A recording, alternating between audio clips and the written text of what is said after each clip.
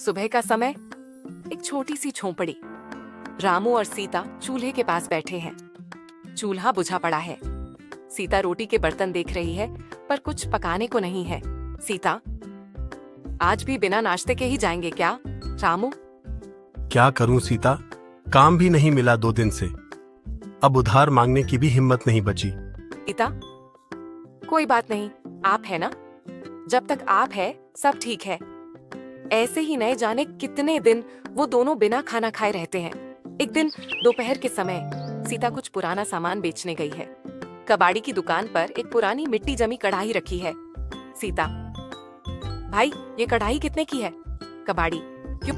ये तो बहुत पुरानी चीज है, पर तुम ले जाओ, 5 रुपए दे देना बस। सच में? ठीक है, ले जाती हूँ। सीता घर आ गई और कुछ पकाने के लिए सोचा। सीता कढ़ाई में थोड़े चावल डालती है।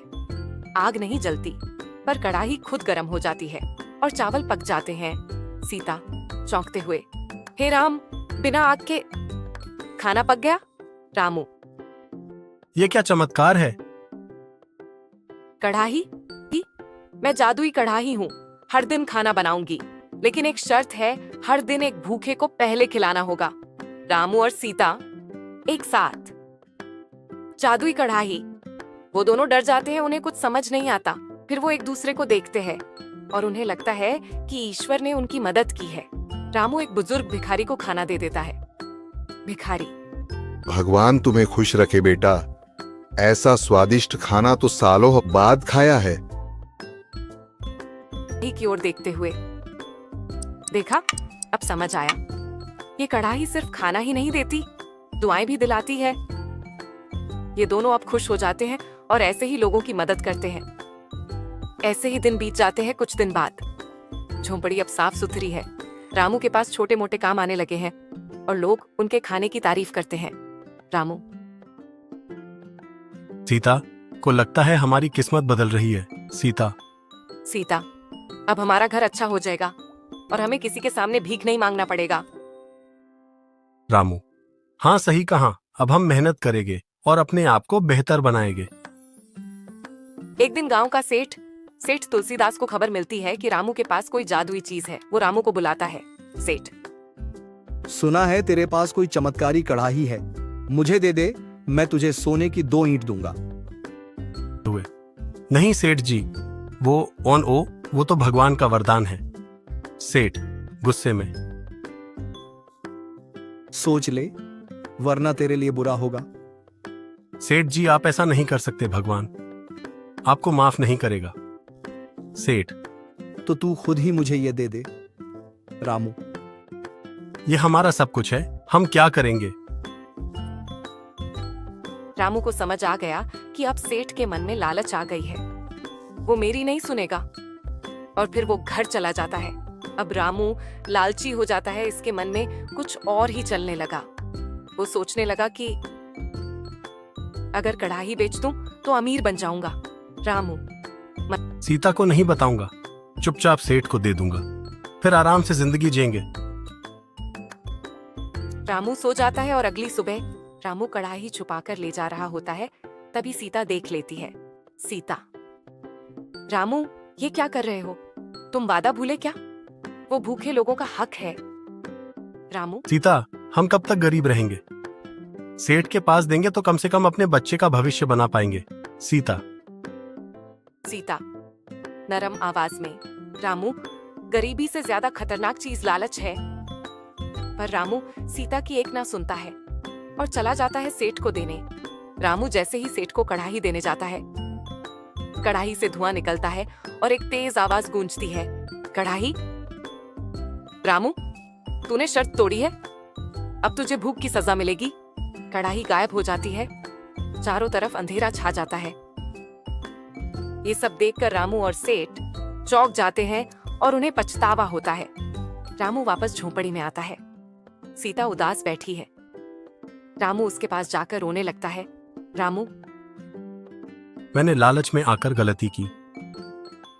सीता आंसू पोंछते हुए, सच्चा पश्चाताप ही सबसे बड़ा ताबीज है।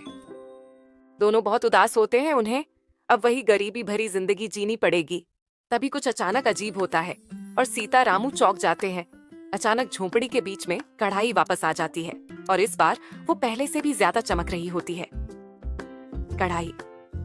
रामू, तुमने गलती मानी, इसलिए मैं वापस आई हूँ। अब मैं तुम्हारे साथ रहूंगी, लेकिन केवल तब तक जब तक तुम दूसरों की भूख मिटाने का काम जारी रखोगे। रामू और सीता मुस्कुराते हुए। शुक्रिया।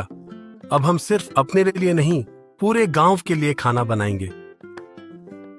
रामू और सीता अब रोज गांव के गरीबों को खाना खिलाते हैं। लोग दुआएं देते हैं। झोपड़ी अब प्रेम और सेवा का केंद्र बन चुकी है। सीता, देखा रामू, जादू कढ़ाई में नहीं, दिल में होता है। रामू। और जो दिल से देता है उसके पास हमेशा बहुत कुछ होता है। दोनों एक दूसरे को देखते हैं और मुस्कुराते हैं। गरीब पति पत्नी, गांव, कच्चा घर, मिट्टी की दीवारें, फूस की छत। रामू एक मेहनती लेकिन बेरोजगार युवक, सीता समझदार, सीधी सादी और प्यार करने वाली। सीता।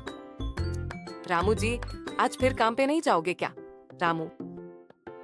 कहाँ जाऊं सीता, शहर में भी काम नहीं मिला और खेत तो पहले ही ठाकुर के कब्जे में है। सीता। कुछ तो करना पड़ेगा रामू जी, घर में आटा भी खत्म हो गया है। रामू। रामू, पता है मुझे, पर क्या करूं? सीता दरवाजा खोलती है। अरे हरिराम चाचा, आइए आइए। हरिराम चाचा। रामू बेटा, सुना है सरपंच जी कुछ लोगों को पंचायत भवन में काम पर रख रहे हैं, तू भी चला जा। सच चाचा, ये तो बहुत अच्छा है। सीता। सीता। जाइए रामू जी, भाग्य कब किस मोड़ पर मिल जाए कौन जानता है। रामू, काम तो छोटा है सफाई का, पर मेहनत से करेगा तो हर महीने 100 रुपये मिलेंगे। जी सरपंच जी, छोटा बड़ा कुछ नहीं, ईमानदारी से करूंगा। कुछ दिन बाद तक ऐसे ही काम करता रहता है। रामू सफाई करता है, मेहनत करता है। ठाकुर साहब। कौन है ये लड़का? बड़ा मेहनती लग रहा है। नाम क्या है? रामू हूँ ठाकुर साहब। ठाकुर साहब। एक काम है, मेरे गोदाम में सफाई करनी है, कर सकेगा? जरूर साहब। घर लौटते समय रामू की जेब में कुछ पैसे हैं, हाथ में मिठाई का डिब्बा। सीता हैरान, मिठाई कहाँ से आई? रामू। मेहनत की मिठास है सीता, ठाकुर साहब ने एक्स्ट्रा काम के पैसे दिए। सीता। तो अब सब ठीक हो जाएगा? नहीं जानता, पर अब उम्मीद है।